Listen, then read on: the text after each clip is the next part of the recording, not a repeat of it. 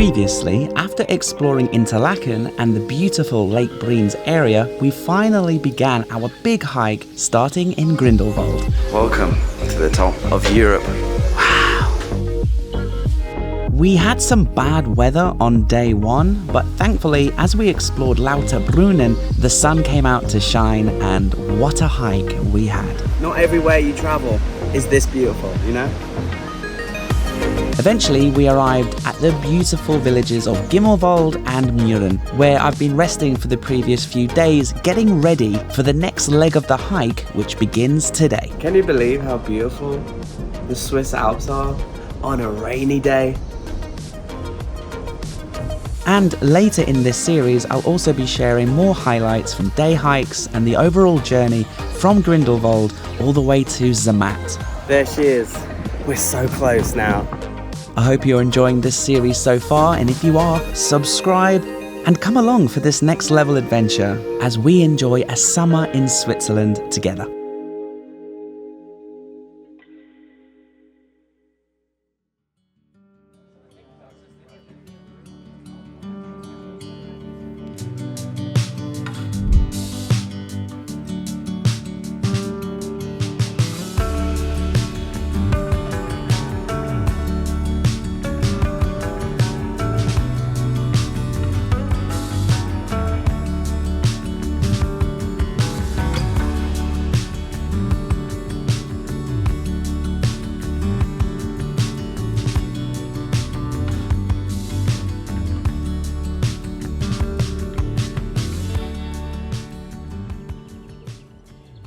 Good morning. Good morning. Okay, so I've woken up, had breakfast. I paid 250 francs to stay here because everywhere was full and it's the bank holiday weekend. So it was quite expensive, but we slept great and we're feeling okay. We're feeling fine. We've got a little bit of a sniffle, a little bit of a chest, but I'm excited. I was a little bit nervous yesterday, but something about the weather and something about just like, this is why I came here, you know? I came here for a challenge, and I came here to climb and to hike and to be in the mountains. And even though we've been doing lots of that, today was it's the biggest hike of the trip so far. 15 to 17 kilometers up and over into a new town. We'll be saying goodbye to the Jungfrau region today, and we're going into a different area of the mountains.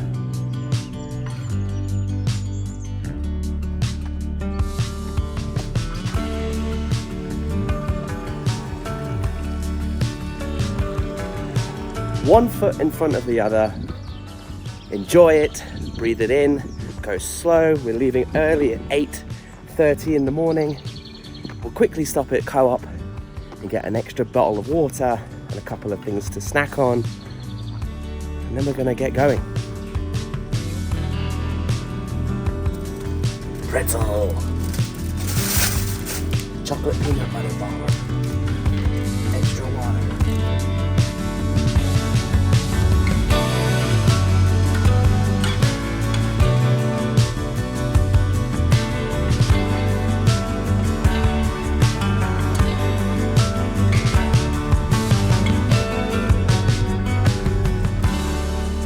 Okay, take one last look at the Eiger, that pointy, huge, beautiful mountain, and Jungfrau itself overlooking the whole region.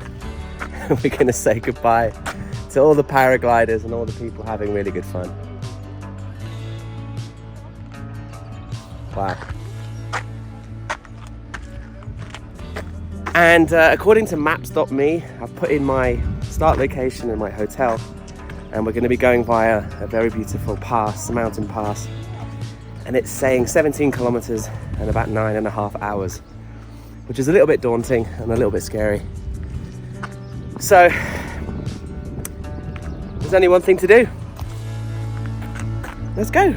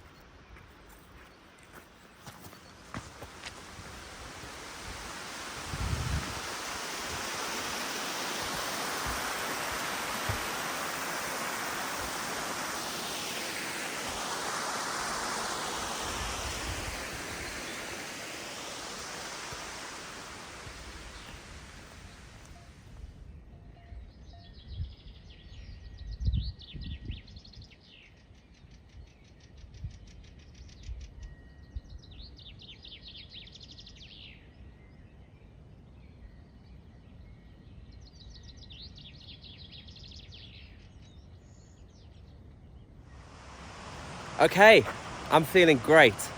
I'm feeling super good. And we've come up and way out of Murren and way out of Grindelwald. And we're heading up into this valley. This valley leads us up and to the mountain pass. If you look up, just in the tip of the clouds there, that's the Sheath Horn. That's where they have that famous building from the James Bond movie. That's where they have the revolving restaurant. That's where you pay 100 francs return. You stop off up there, you change cable car, and you go up to the top there. But we're not doing that. We're down here, making our way up and over on foot. And we just have this beautiful valley in front of us to go up. And there's a few dotted clouds in the sky, which give us a little bit of a break now and again, and then we go through some foresty parts. But from now we're above the tree line for the next few hours, up and over the big mountain pass. So we'll be exposed for the next 4 or 5 hours, I would imagine. But look at this.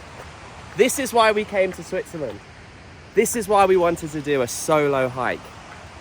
So we could have moments like this with no one around, no guide, no tour guide waiting like, oh, has he finished talking to his camera? Like I would have had in Nepal. It's just us. And it's a privilege, it's a joy to have you here with me.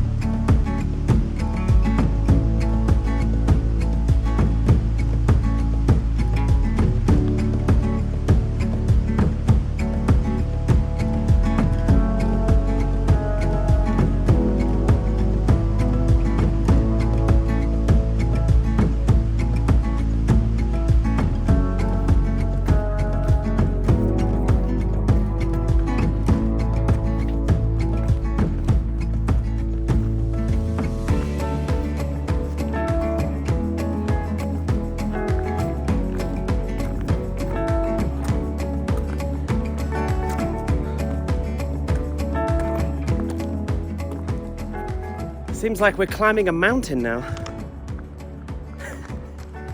Obviously, we're in the Swiss Alps, Paddy.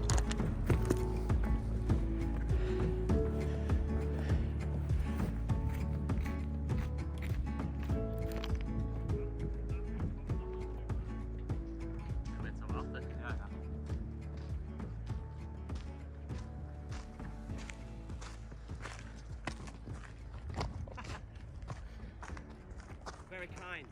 No worries. All for the gram, it's okay. You can come. Are you sure? Yeah. You have your... Outside of Switzerland, with like the small Swiss cross. Yeah?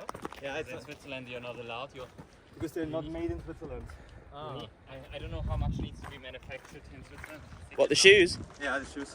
It's like when you buy them in Switzerland, they normally have, in Switzerland they don't have the Swiss cross on it, because it's not legal, because they're not produced in Switzerland, so you cannot use the Swiss cross. Ah, that's why you got rid of the Matterhorn on the Toblerone. Exactly, because they put After you. I made some friends, yay.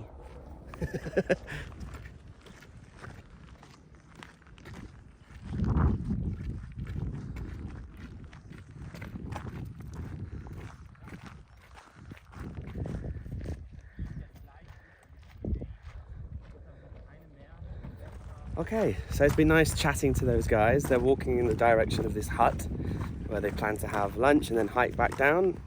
And I said, oh yeah, I'm hiking up and over to the next town. And they said, oh, isn't that trail closed? And I said, I don't think so, I haven't seen any signs. They said, oh yeah, we read online it's closed. It was just news to me. So I'm walking into the direction of maybe a dead end. Updates coming soon.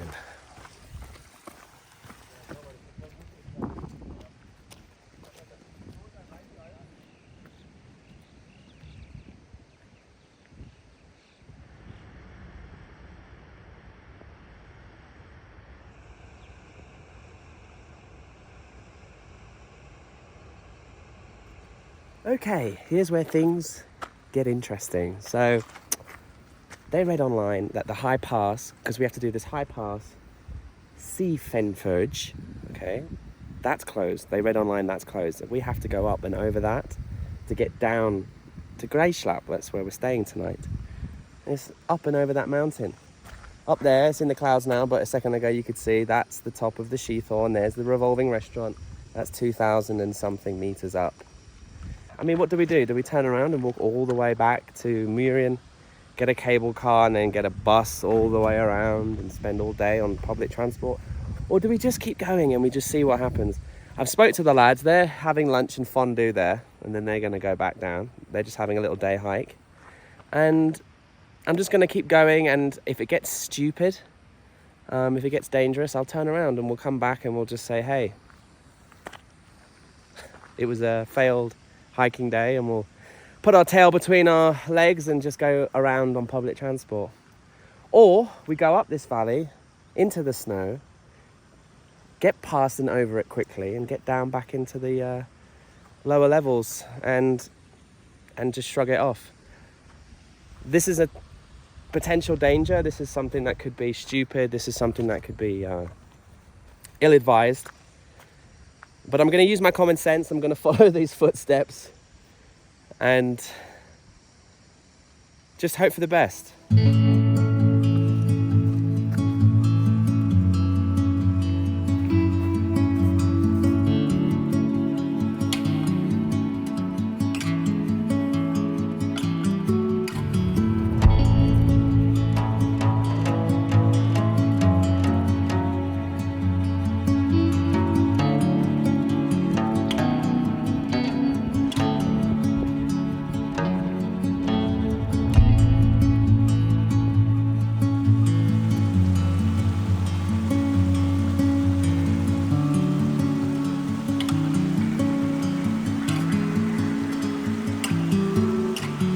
Let me just take a quick moment to enjoy these white and purple flowers before potential death.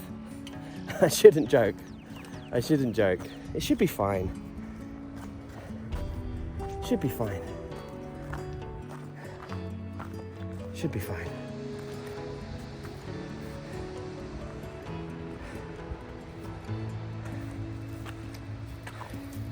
So in my mind, when I see a mountain with just a little bit of snow, I think that's fine, we just walk on the snow. No big deal. But that's my lack of experience. So I've just had a quick, valuable, scary lesson. So I was just walking up here, because it's like snow on top of the trail. You can see some, looks like goat trail. Anyway, I'm just walking up here and my foot just sank and went down about 1 foot into a hole. Obviously the snow is over the top of these ditches that we can't see, and so my foot just went straight down and I went up to my knee or my waist in snow. It's no big deal, I didn't hurt myself, but I could have rolled my ankle or whatever. So that's just to show you, like, the snow is hiding so many hazards. And you can see we've come quite high. There's the hut down there with the boys. I've seen 2 hikers turn back and come back. They didn't say anything to me. They just went Grüezi, which is Swiss for hello. They probably looked at me like, what's he doing? So I'm just going to stay on the grassy areas for now, keep going a little bit, and then we'll see how far we can go. I would be devastated if I get up there and it's just impassable. I would be devastated. But until that point, we'll keep pushing on. And just before we give up, we'll have one last piece of equipment that we can use to get a bird's eye view. Okay, I just went about another 100 meters and made a big mess and fell over and fell flat on my face in the snow. Because as I was crossing, I was walking over a river. I had no idea. See, all of the ice and all of the snow up there is melting and it's just going underneath the snow. It's just like probably a couple of weeks before this final piece of ice and snow melts away and it's officially summer. Anyway, I can hear thunder. Look behind me. I'm gonna throw one last dice at this, which is I'm gonna fly my drone up and over there and see what we can see. If over that precipice is a little bit of snow and then down into green valleys, we'll think about it. If it's nothing but snow for a kilometer or more, and with the bad weather rolling in behind us, let's not say that out loud.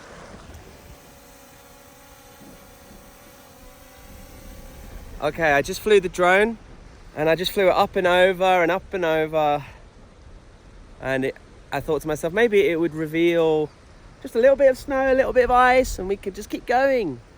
But just over this ravine is the first little dip, and then there's a long climb, about another 2 kilometers, and then we get to the highest point. From there, that's where I plan to have lunch, and then hike down 7 kilometers to the town and the hotel.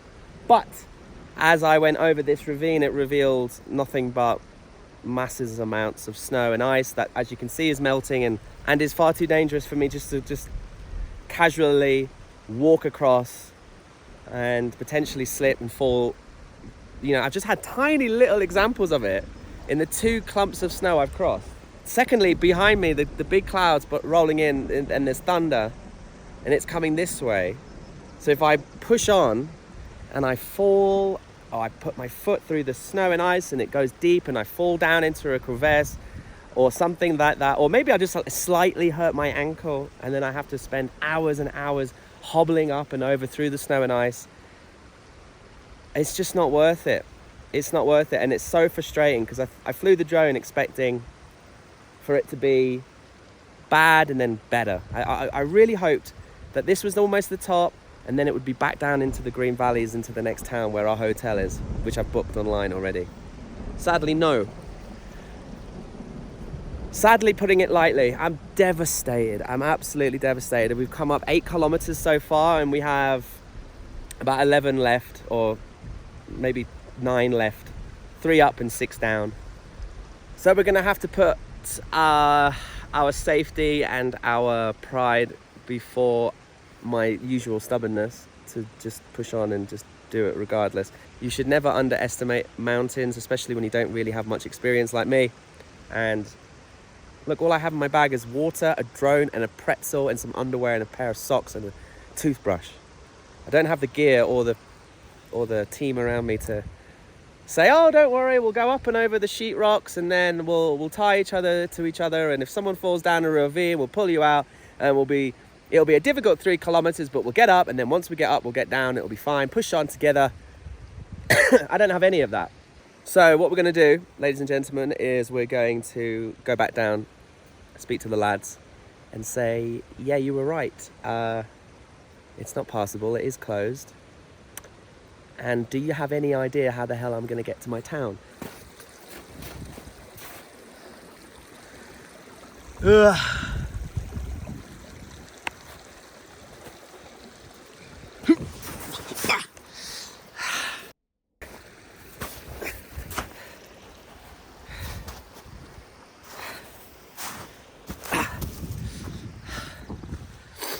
Damn it!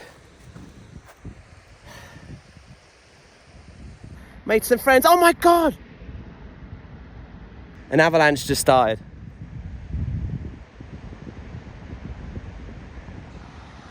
I thought it was a helicopter, but there's a massive, massive landslide or avalanche happening right now.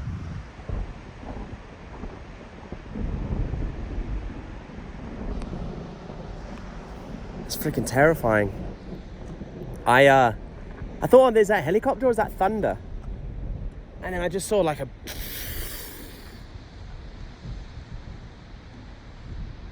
And it was mainly ice and rocks. And it's now settled in that. Far, far away, thank God. I'm just looking up around me now like, oh, Jesus Christ.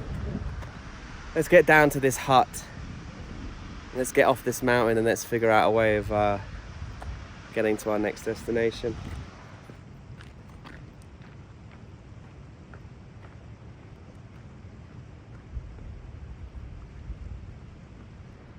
I can hear another avalanche.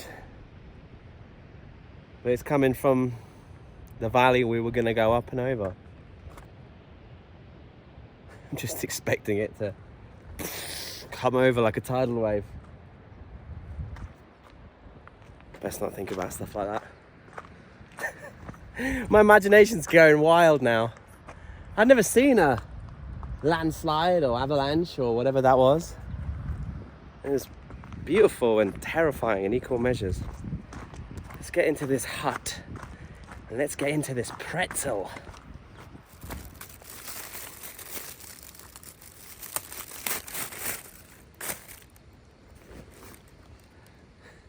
My overall emotion is happiness. This is so much fun. It's salty, it's good.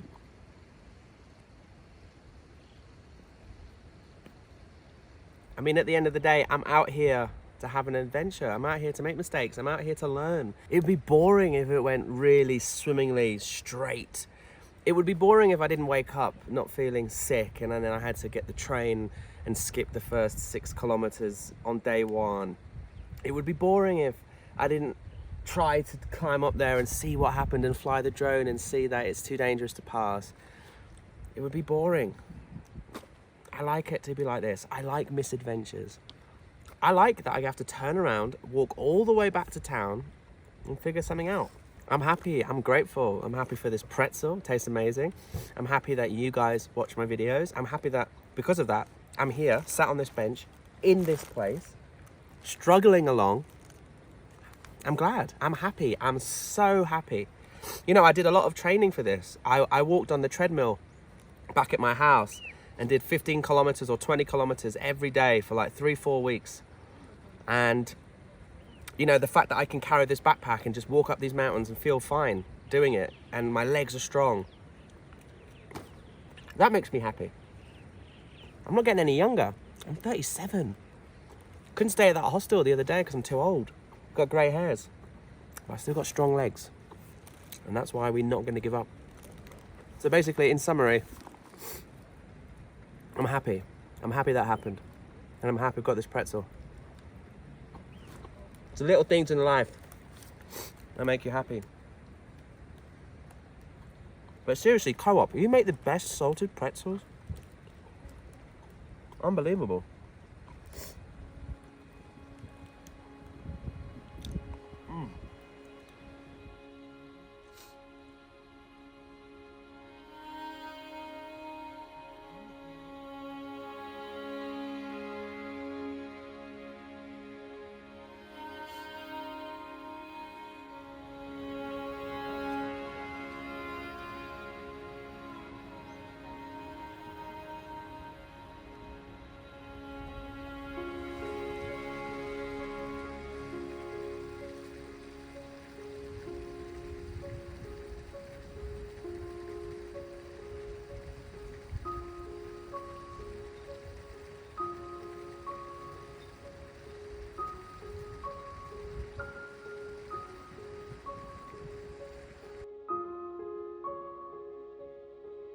I hope you enjoyed that episode. If you did and you want to watch the next one, then just click right here. And if you've enjoyed the video, hit like, hit subscribe. It helps me out. And yeah, I'll see you in the next one right now. Enjoy.